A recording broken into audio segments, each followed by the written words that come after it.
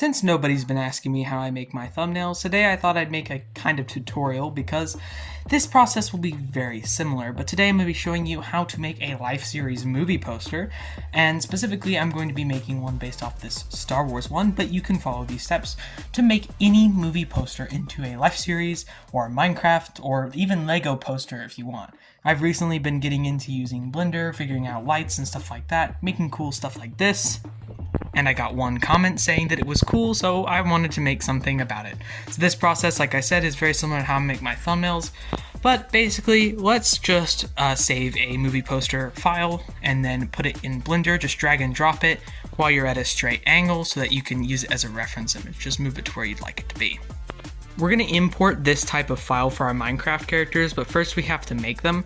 By that, you can just type Blockbench into your browser and you can open the web app, go to Minecraft skin, either set it to wide or slim, and then add your skin file that you want. This one was Scar.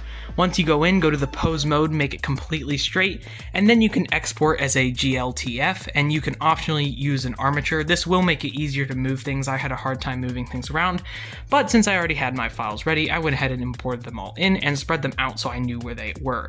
Make sure when you're grabbing these characters to grab them by the nodes listed in the top right corner so that you grab their whole body, because they have an outer layer and an inner layer, and you want to make sure you grab all of that. Unless you're moving specific parts, then you'll have to select specific points and do stuff like that. This isn't a Blender tutorial. Go learn how to make a donut if you want a Blender tutorial.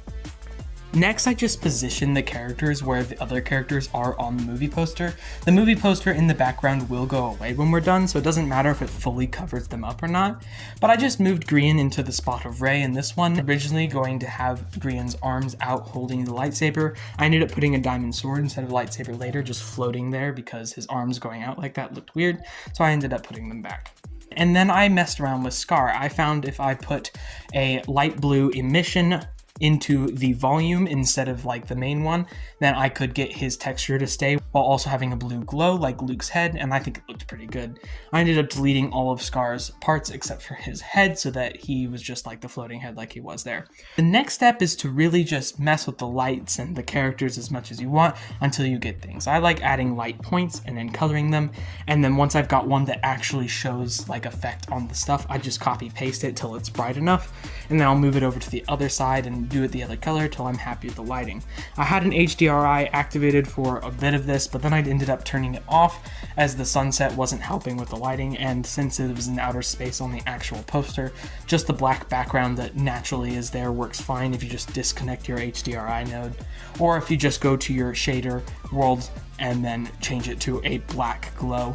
I finished positioning all the characters, getting them all in a fun spot where I thought they would be nice. I liked having Cleo and Martin over as C-3PO and R2-D2, as they really are that way in past life this time. I know I'm not including all the Life Series members, but I didn't have them all ready as files, and as this was just something fun I wanted to do, I didn't think it was important to make sure that everyone was there this time.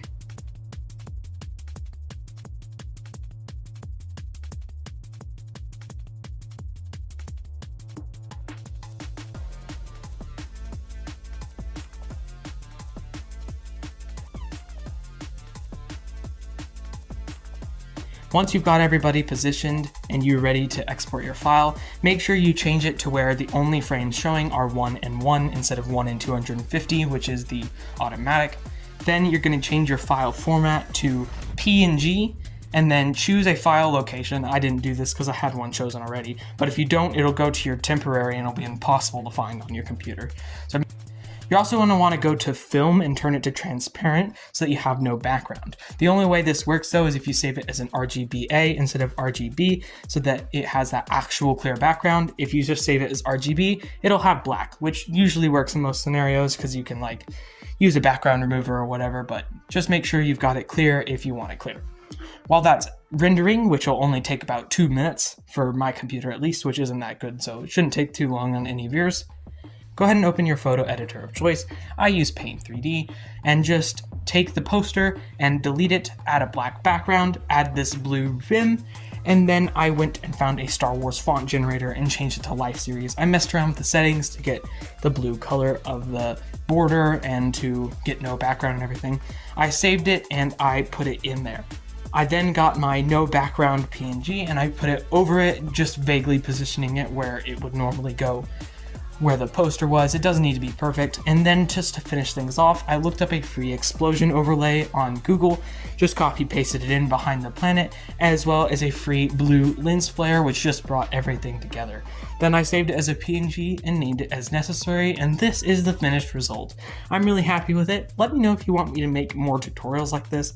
This isn't the type of video I usually make. I just usually cover life series news and stuff, but this is a fun video to make, so let me know if you like it in the comments. See ya!